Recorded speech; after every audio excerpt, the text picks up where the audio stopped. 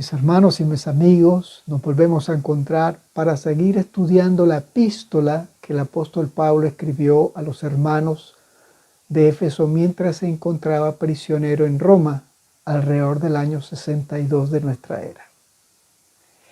En esta oportunidad vamos a estudiar el capítulo 2, los versos del 1 al 10, y en él Pablo expresa de una manera magistral el plan de la salvación.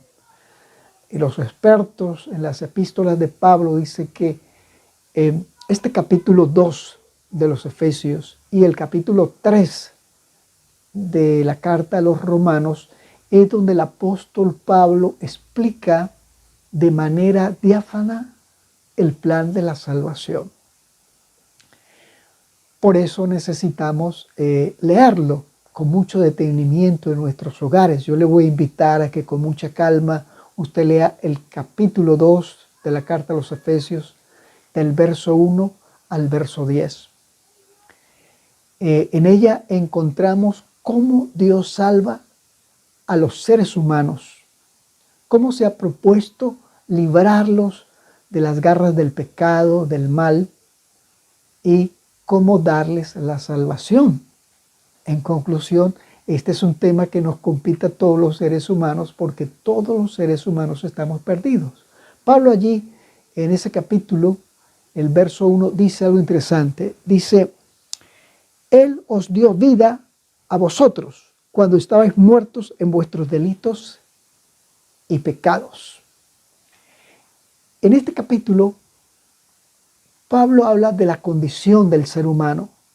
Nosotros estamos muertos en delitos y pecados. Entonces, divide la vida del creyente del momento cuando él se encuentra con Dios. Eso es un antes y un después.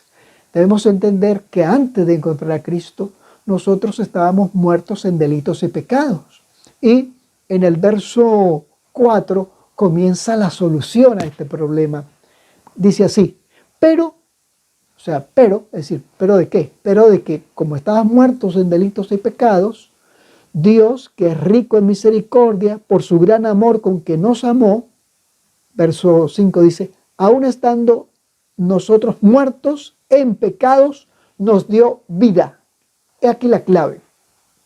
Los seres humanos estamos muertos a causa del pecado.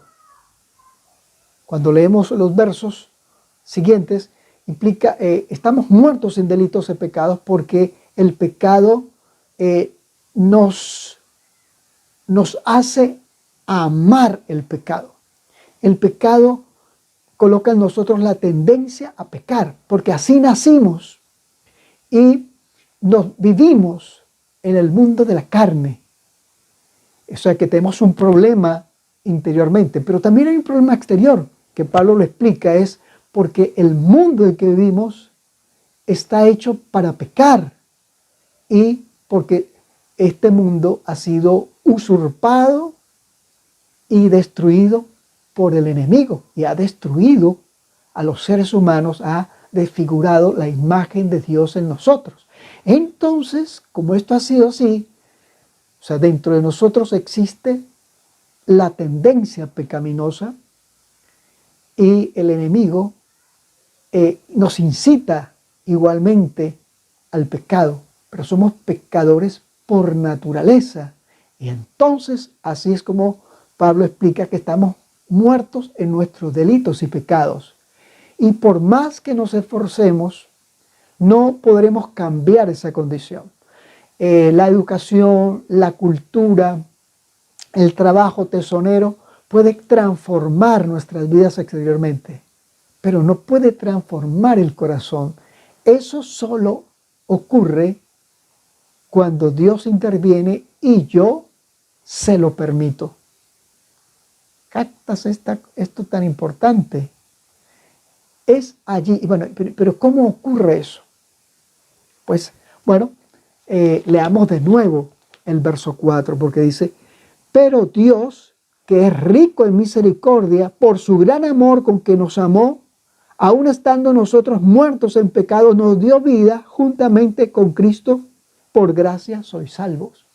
Estos dos versos sintetizan la salvación que Dios quiere traer a los seres humanos. Dice que es porque Dios es rico en misericordia, es porque Dios nos ama con un amor muy grande, que podríamos salir de la muerte a vida en Cristo Jesús, y esto por gracia. Es decir, la gracia es algo que nosotros no merecemos, pues aquí está sintetizado la salvación. En Cristo podemos ser salvos, en Cristo podemos llegar de nuestra condición de muertos a vida. Eso solo lo puede hacer Dios. Y lo explica un poco más adelante en el verso 8, ¿sí? ¿Cómo esto es una realidad? Dice, verso 8 dice, porque por gracia sois salvos, por medio de la fe.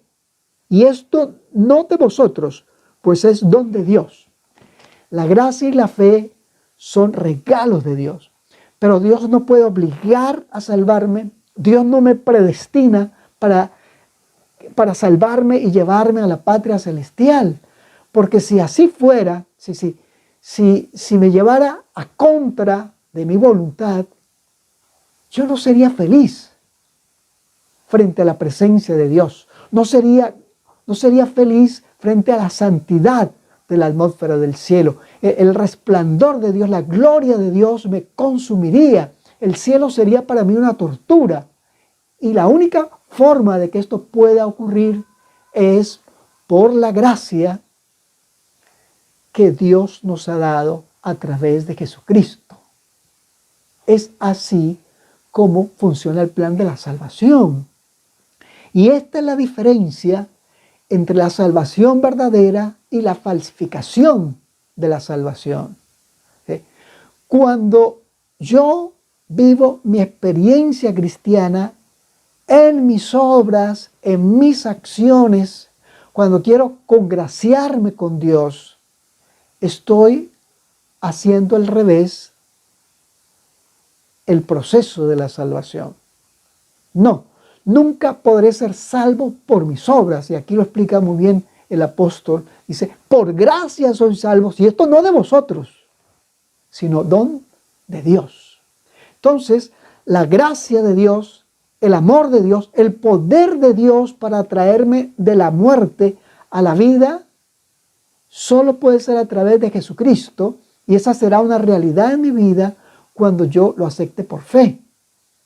Y entonces, esa fe es la que se apropia del sacrificio de Jesús para perdón, para transformación. Y alguien podría decir, pues yo he aceptado al Señor, pero aún tengo tendencias al pecado. Así es la cosa. Pues déjeme decir que eso será así hasta que el Señor venga por segunda vez y transforme estos cuerpos corruptibles en cuerpos que puedan soportar la eternidad. ¿Pero implica eso entonces que yo viviré en pecado? No.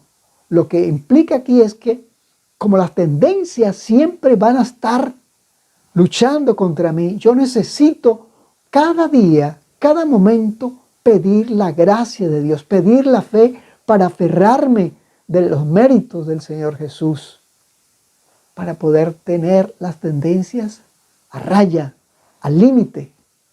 Por eso Jesús dice, velad y orad para que no entréis en tentación. Se lo está diciendo a sus discípulos. Eso implica que los discípulos no tenían una santidad como la que se entiende el mundo cristiano, que la santidad es una condición en que ya mi vida no tiene pensamientos que me degraden. ¿Sí? Es posible, queridos hermanos, que nosotros tengamos que luchar siempre con las tendencias, pero con la gracia de Dios las mantendré al límite.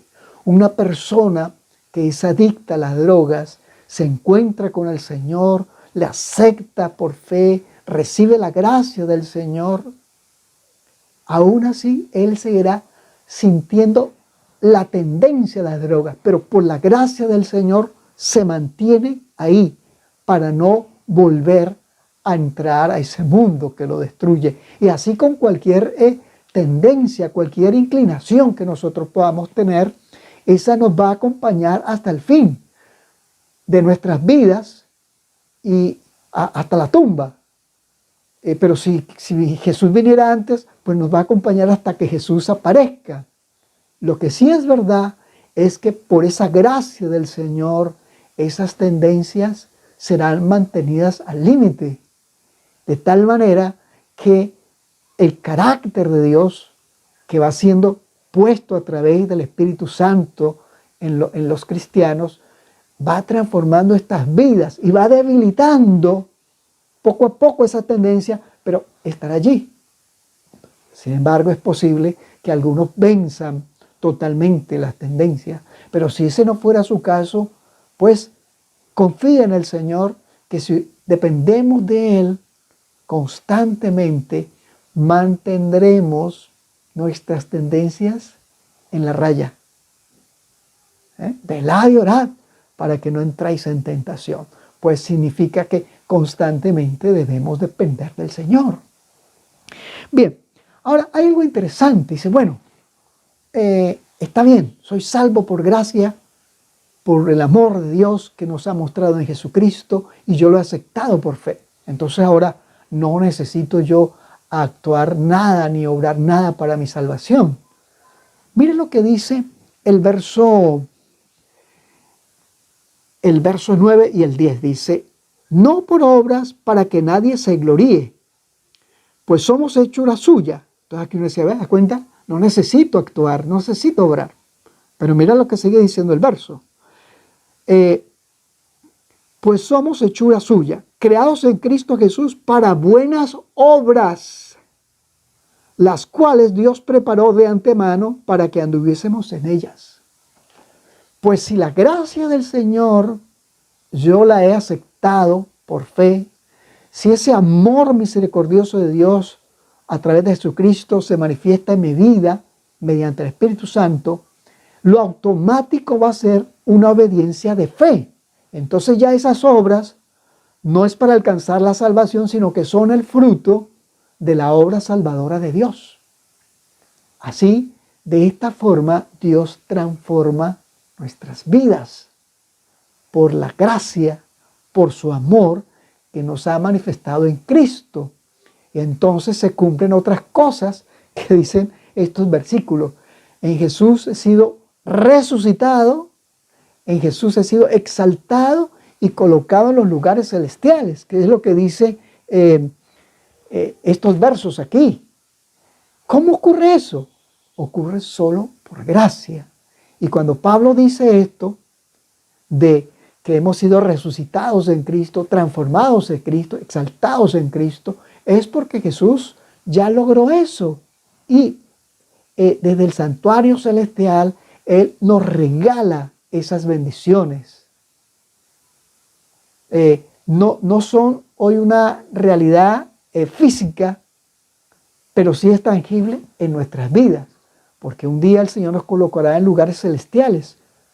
Hoy no, pero mañana sí. Pero hoy puedo sentir los efectos de la victoria de Cristo que Él me envía desde las cortes celestiales.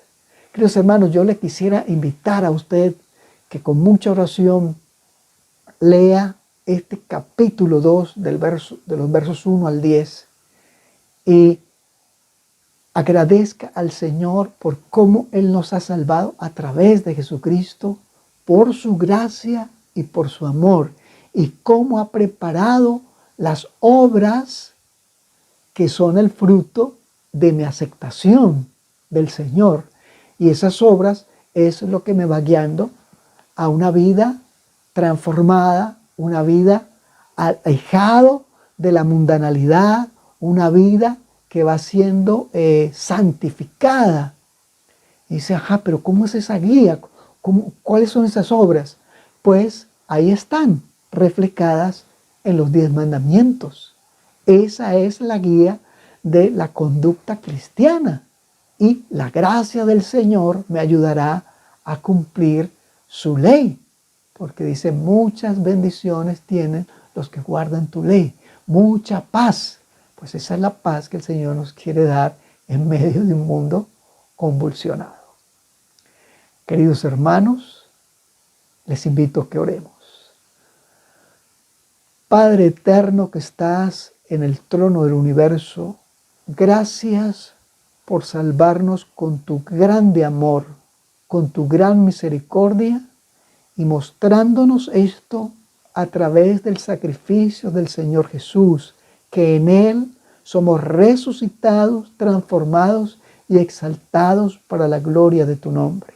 Ayúdanos, Señor, a desarrollar esa fe que constantemente esté tomando de tu gracia y de tu misericordia, a fin de que la realidad de la salvación sea experimentada en nuestras vidas. Lo rogamos únicamente en nuestro Salvador, nuestro Señor Jesucristo. Amén. Queridos hermanos, si Dios lo permite, nos veremos la próxima semana.